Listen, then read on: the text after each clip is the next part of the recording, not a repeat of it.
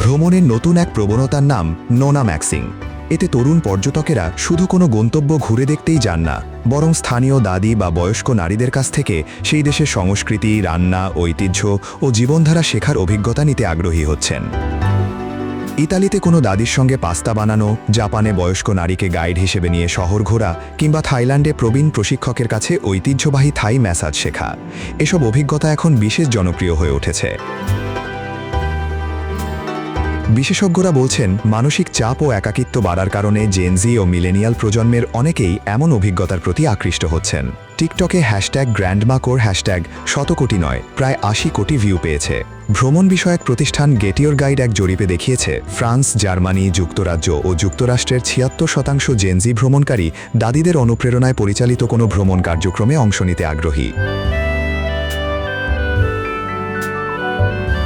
যুক্তরাষ্ট্রের লস অ্যাঞ্জেলেসের বাসিন্দা Brittany Diego ইতালির রোমের কাছে এক ইতালীয় দাদির বাড়িতে পাস্তা তৈরির ক্লাস করেছিলেন। তার ভাষায়, এটি ছিল কোনো সাধারণ রান্নার ক্লাস নয়, বরং পরিবারের সদস্যের মতো আন্তরিক আতিথেয়তা পাওয়ার অভিজ্ঞতা।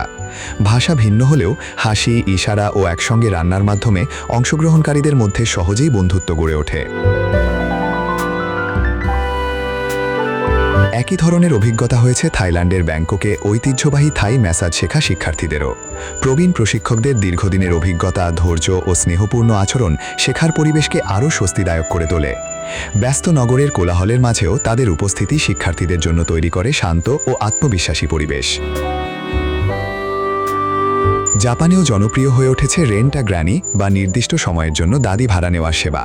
এসব দাদি পর্যটকদের স্থানীয় খাবার রান্না শেখানো, দর্শনীয় স্থান ঘুরিয়ে দেখানো কিংবা গল্পের মাধ্যমে স্থানীয় সংস্কৃতির সঙ্গে পরিচয় করিয়ে দেন।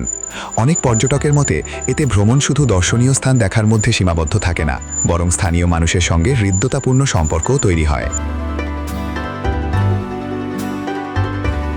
মনোবিজ্ঞানীরা বলছেন, এ ধরনের আন্তঃপ্রজন্মের যোগাযোগ উভয় পক্ষের জন্যই উপকারী। তরুণরা যেমন প্রবীণদের জীবন জ্ঞান, অভিজ্ঞতা ও ঐতিহ্য সম্পর্কে জানতে পারেন, তেমনি প্রবীণরাও নিজেদের অভিজ্ঞতা ভাগ করে নেওয়ার সুযোগ পেয়ে মানসিকভাবে ভালো থাকেন।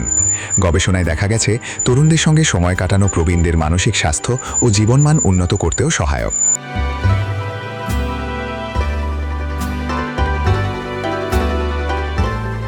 ভ্রমণ বিশেষজ্ঞদের মতে, প্রযুক্তি নির্ভর ব্যস্ত জীবনে অনেকেই এখন এমন অভিজ্ঞতা খুঁজছেন, যেখানে স্থানীয় মানুষের সঙ্গে সরাসরি সময় কাটানো, গল্প শোনা ও ঐতিহ্য শেখার সুযোগ থাকে। আর সেই কারণেই নোনাম্যাক্সিং বা দাদিদের সঙ্গে ভ্রমণ এখন বিশ্বজুড়ে দ্রুত জনপ্রিয় হয়ে উঠছে।